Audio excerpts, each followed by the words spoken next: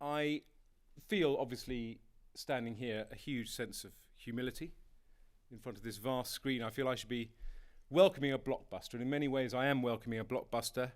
The government's response to the Film Policy Review, £6.25, and the BFI's launch of its consultation on our response to the Film Policy Review. To be serious now, we've worked very closely with the BFI in responding to the Film Policy Review recommendations. So the first thing is to thank Chris Smith and the panel that conducted that review. I know Chris is here, and also several members of the panel are here this afternoon as well. I had a brief word with Chris, and by his calculation, we've accepted 93% of his recommendations, which was in many ways a very easy thing to do because it was a great report. It was very well received by the film industry, and it's given us a great launching pad to take forward film policy in the future. There are three areas that I have highlighted that I talked about in the press conference this morning. One is the joined up programme for education, to join up the various different education initiatives that happen with schools and with students, to provide a seamless offer to introduce kids to movies and film culture, and then to give those who are interested the chance to learn about making films, to provide the workforce of the future, to use sort of terrible jargon, the people who will make films in the future.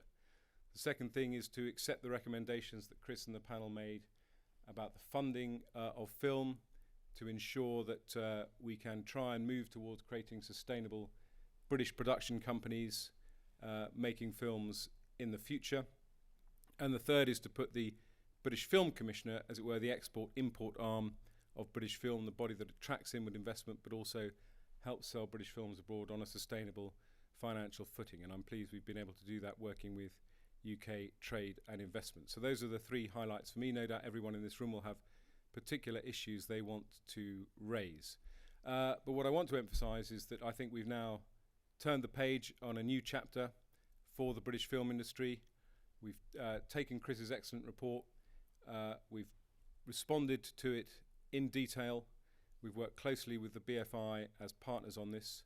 There will now be a consultation. In a year's time, we'll review what's happened. We'll look at the recommendations and our response and how they've been implemented, and no doubt there'll be some discussion in between. I hope you'll find it was worth your while, and without further ado, I'll turn to the amazing film you're about to see.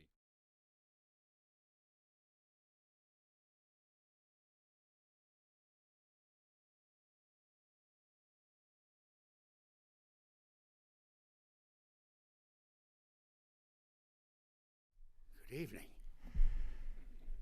So I'm supposed to follow that. Pretty difficult, but how fantastic to see so many clips of great films that have been made in Britain, and how applicable at this stage, when we're now going into what I feel quite deeply is going to be a new age of great British filmmaking. And so I was busy making a film in Prague, I'm afraid a very non-British film, but I came chasing back because I didn't want to miss a day for anything, because I really do think that it is the dawn of another age, and I'm thrilled to be here. I just want to say that I want to talk about one thing, particularly the policy of the BFI in terms of education, which is a great thrill to me, because I think that education is and I don't mean sitting behind a desk being taught, this, that, and the other, but I mean really a kind of enlightenment and a demystification, probably, of what cinema is. And because the stronger the education, both of the audience and of the filmmakers, it leads to a foundation that is going to therefore lead on to something which is a much more powerful film industry, because it feeds off itself. It's all inclusive. And it is the medium of the 21st century, there's no doubt of that. And as I say, I'm interested in the education, the filmmakers foundation. It is, for instance, not literature. It's a medium where the image on screen is of prime importance. That is your information, and that is the driving force, whether it be narrative or not.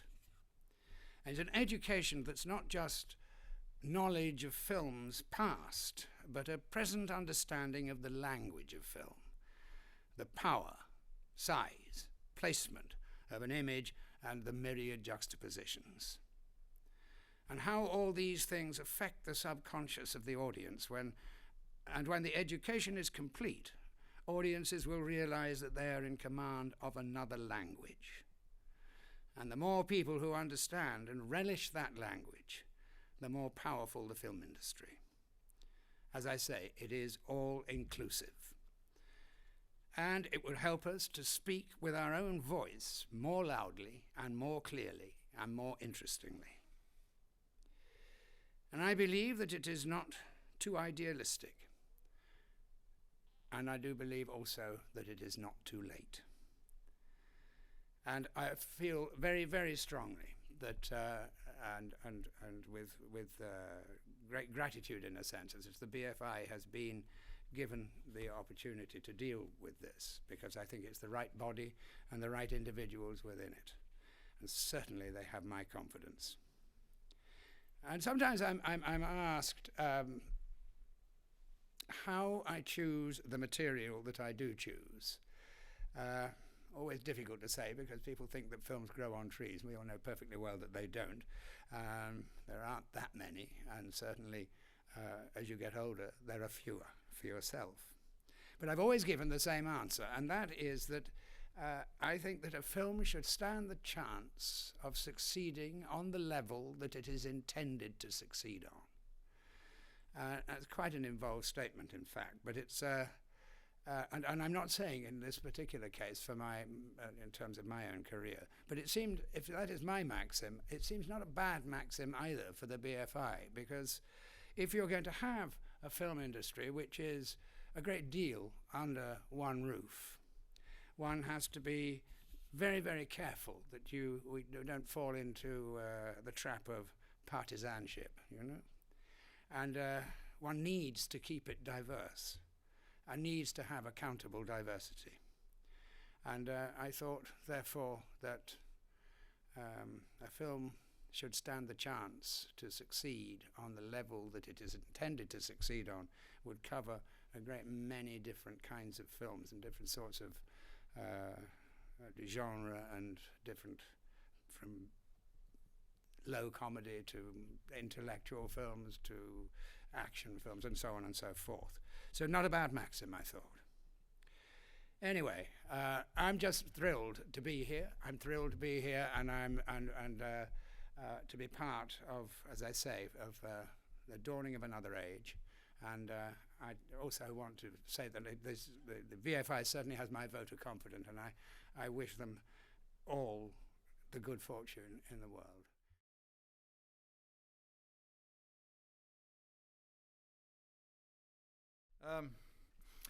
I suppose today marks a second staging post this year in the journey of British film. You know, many of you here were at the View Cinema in January to hear Chris Smith announce the recommendations of his film policy group. His report, A Future for British Film, was widely welcomed. You know, it was welcomed by the industry, it was welcomed by the press, it was welcomed by the BFI, and as we've heard today, it was welcomed by the government. And Ed, I think, should be congratulated for setting up the review in the first place. Today we're here to move the story on, and in a moment Amanda will outline the BFI's Future Plan, a 5-year strategy in support of UK film. But I'd just like to say a couple of words as chairman of the BFI. If you ask me what I am, I'd say, well, I'm a businessman and a creative who cares about film and television, but cares about them both as a creative process and as a business process. You see, because I think the two are directly connected. I think companies can only be financially successful if they're also creatively successful, and in my experience, the most successful organisations are the ones where the leaders of the organisation care as much about the creative process as they do about the money. But they do have to understand both. Last year, as you all know, the BFI was given additional responsibilities. As a result, we've become a government arm's length body, a distributor of lottery funds for film, the go-to place for industry-wide intelligence and research. We're responsible for certifying films as British, which means we're responsible for certifying the tax break. So you better be nice to us. And we're hosts to the Media Desk UK. Bringing all these elements together with the existing BFI means we now have a combined cultural, creative and industrial role. We are now here to support the British film industry at the same time as continuing to protect and exploit the best film collection in the world, encouraging people to love and respect different sorts of film and help people develop a lifelong relationship with film. But in case anyone doubts it, let me stress we take that industrial role very seriously. And in particular, we understand why so many filmmakers want to come to Britain to make films. Of course, tax breaks are important, but equally important are the skills and quality of those who work in all areas of the film industry here. Anyone who's at the BFI London Film Festival last October will have heard Madonna herself saying that British crews were the best in the world. One of our jobs at the BFI is to ensure that the training is in place to continue that. Film in the UK is, as you all know, enjoying record performances at the box office, and funding for film from the lottery is set to increase substantially after the Olympics. So this is the moment to think long term, create a bold vision for film and filmmakers in the UK. The British economy, as we know, remains precarious, and it's proving difficult to stimulate growth. But the film industry has done just that. It has grown. There's been a rise in box office revenues of 22% in the last 3 years, largely thanks to the combination of great British movies and the premium of 3D. The overall value of British production has increased by a staggering, I think, 76% over that same period. And broadly, film is currently worth $4.5 billion a year to the British economy and forms a significant part of the contribution that the creative industries as a whole deliver to UK PLC. But we cannot be complacent. Our role at the BFI is to help build on that momentum. I believe the BFI's new vision will help us to do that. The ambitions in Chris Smith's review are far-reaching, but frankly, to achieve them all will require financial resources twice those that are available to us. So the first thing I have to say is we can't do everything. So our focus over the next 5 years is going to be on 3 strategic priorities. Firstly, we agree with the Smith Review that growing audiences is the key to building a more successful British film industry, and we believe the way to build those audiences is through education, whether that is by helping young people across the UK understand, appreciate and enjoy a whole diversity of stories and on-screen imagery, or actually encouraging them to make films for themselves. Our second priority will be supporting both the production of more British films and the production of more films in Britain.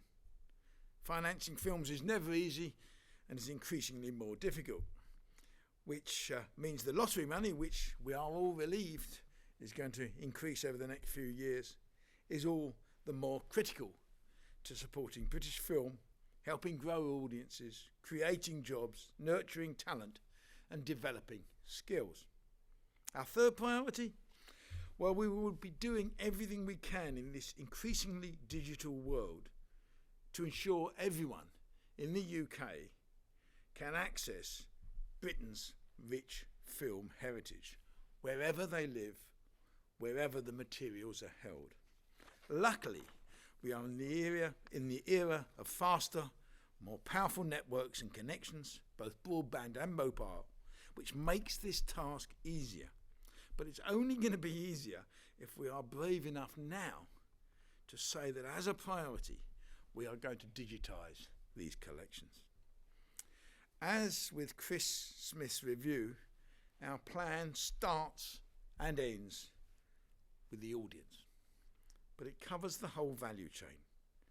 When you read it, I hope you'll agree that the proposals developed jointly by the board and by the BFI executive team are bold and fresh. They build on the successes of recent years, but also look firmly to the future.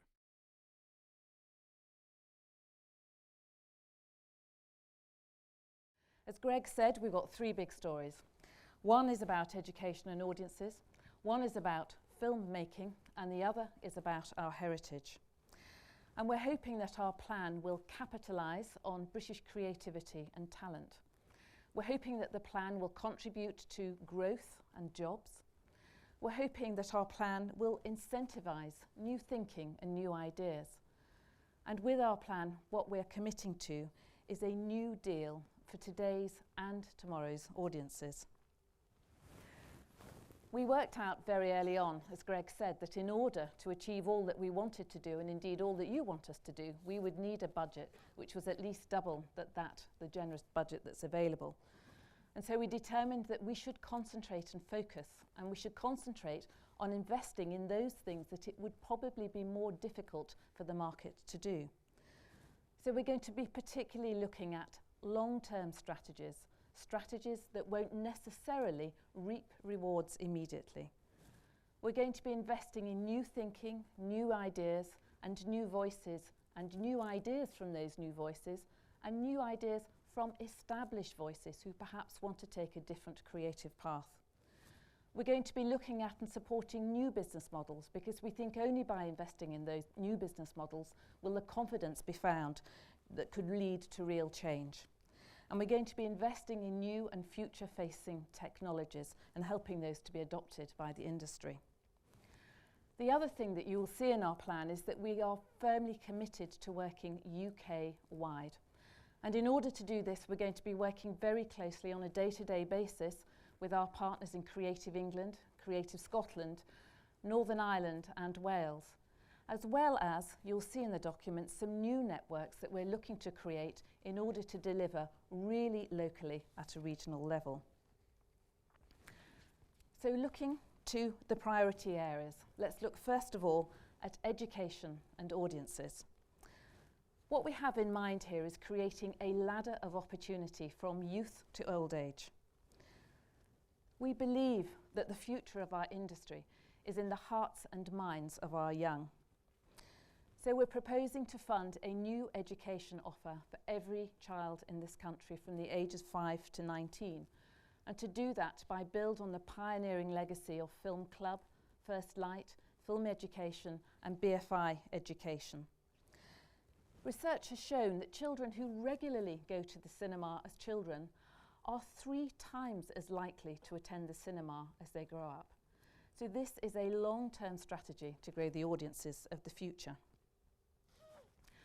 Funded by the grant recently awarded by the Department for Education, we're also committing to a film academy. This is for a smaller number of people between ages of 16 and 19, and it's deliberately to try and spot and nurture that very, very early seeds of talent. A good way of thinking of it is to imagine the National Youth Theatre, yet to imagine this for film. Now to audiences, we're committing to a new deal for audiences across the whole of the UK. If you look at the average market share of British independent film, over the last 10 years that's been about 6% of the gross box office. Last year it was 13%. In the first quarter of this year it was 23%. So there's real appetite for those films if we can make them and get them out there. But once you travel beyond the M25, and I know this because I spend a lot of my leisure life in Yorkshire, once outside the M25, only 7 screens regularly programme non-mainstream work. So the choice of film really diminishes. So we're going to create a UK-wide network of regional film hubs linked to a really great networked online experience. On the ground, we envisage that the hubs, as we're going to call them, will be a coalition of partners coming together to grow audiences and to develop local programming. But the hubs will also be expected to play an important role in a UK-wide film programming network to take advantage of digital distribution and to share programmes and live events. We're going to provide funding to equip 1,000 community centres over the next 5 years with film equipment. And we're going to sustain the P&A fund at its current increased level to bring choice and diversity for audiences across the country. The potential of digital technologies to increase audience choice is completely fantastic, whether that's delivering film directly into the home or whether it's providing signposting so that audiences can find the film experiences for themselves. BFI.org.uk is going to be playing a really important role in amplifying the work, the great work of all of our partners. We're also going to be entering into and forging new relationships to develop new apps and new branded VOD services to ensure that audiences at home, no matter where they live in this country, have access to a really broad and diverse choice of film. And it's through the culmination of all these innovations that we hope that audiences will feel that they're getting a new deal and a much greater choice of film. Our next priority is the future success of British film. We're going to be increasing our investment in development and production over the next 5 years by 30%. That's growing it from 18 million to 24 million. Working with the nations, we'll be funding a new UK-wide network of talent focal points to seek out and support writers, directors and producers across the whole of the UK. We'll be providing funds for shorts and we'll also be providing funds for low-budget features. We'll be renewing the Vision Awards, and that's the slate development funding for production companies. And we'll be warmly taking up all of the recommendations in the Film Policy Review to look again at how we structure the investment we make in film so as to protect the 37.5% producer corridor, to look at additional ways to support producers retaining the success of the films that they get, and also to look at ways in which we can incentivise producers and distributors to work more closely together right from the beginning of the project through the proposed JV. Film is a global business. In fact, it generates a trade surplus of £1.5 million a year, but we cannot afford to be complacent. Around 2/3 of British independent films depend on international sales investments in order to close their budgets. So we have to equip our filmmakers so that they can compete confidently on an international stage. We've got a really great, vibrant new coalition of partners. All of their names are coming up here. But we have all got together because we collectively believe that between us, if we work together, we can achieve a lot more than the sum of our parts. Our strategy is to nurture and look after the relationship that we have with North America. But we're also researching and identifying those territories which we think have the best promise in the future. And we're going to be working collaboratively with them, culturally, creatively, and with business to really make inroads into those territories. Buoyed by this great coalition of partners, the BFI is going to be increasing support for film export. We're going to be supporting on putting increased funding into the British Film Commission, our great partners internationally. And we're going to be increasing funding to research and statistics so that we can better understand the impacts that we make internationally. Our skills infrastructure is absolutely vital to this picture. In fact, it's vital to retaining the competitive edge that we have. It is because of our skills infrastructure, I don't need to tell you this, that we are attracting so many great productions to our shores. Film skills are led by Creative Skill Set, and we're going to continue our investment and increase our investment to Creative Skill Set for the future, particularly so that they can invest in those skills to retain competitiveness in digital 3D high definition and VFX. We're also going to be providing seed funding for business development, working very closely with Creative England, Creative Scotland, Ireland and Wales. We're also going to be working with Creative Skill Set, HEFGE and BIS to look anew at ensuring that our film schools are properly funded so that we can compete properly on the international stage. Our final priority, in no particular order, is film heritage. I spend my life telling everybody that heritage isn't about the past, it's about the future. And never was this brought home to me more than when I was in Sundance earlier this year. It was at the premiere of James Marsh's new film, Shadow Dancer. And after the film, he said to me that his film school had been the ability to learn the art of film through watching the great classic titles of the past. If you run forward to next year, nearly all of our screens in this country are going to be digitised. So obviously they're only going to be able to show films that are digital. And so unless we have digitised our own cinema heritage, we aren't going to be able to see it. If you go over the channel, the French are ahead of us. They're already digitising their heritage at great speed. So if we're not careful, there's going to be a new Norman conquest, because you're only going to be seeing French films in a cinema near you. So we think we need to get ahead of the curve, and we're very boldly and ambitiously committing to digitising over the next 5 years 10,000 of our most important titles, so that we get a renewed view of our understanding of British film. So it will inspire audiences, it'll inspire our filmmakers. I'm also very much hoping that it will influence some of the French filmmakers as well. This plan has been informed by a really great national conversation. It's probably the biggest national conversation about film that we've had for a very long time. And today is absolutely not about closing down that conversation. It's about continuing the conversation, because only by listening to you are we able to finally polish this plan and deliver something that reflects what you are expecting of us. So this is how you can get involved. You can get involved online. There's a great online thing, sorry, ran out of words. There's a great online thing which we clicked the button on this morning, and 30 people have already filled out the entire thing, which is fantastic. 400 people have visited the site, so please encourage everybody to go to the site. We're also doing meetings across the whole of the UK in all of these cities, all the blue bobs, that's 10 big town hall meetings. We're doing meetings with all the trade bodies and a lot of one-to-one meetings. So please do get involved. The time frame, because we feel that we've consulted and talked a lot, is quite tight, as you can see here coming up. We're allowing a month for this final consultation. We're then going to rewrite the plan, reflect what you've all said to us, hopefully get it through the Board of Governors, and launch it in early September. Then we can start to create the new schemes and get some money out of the door.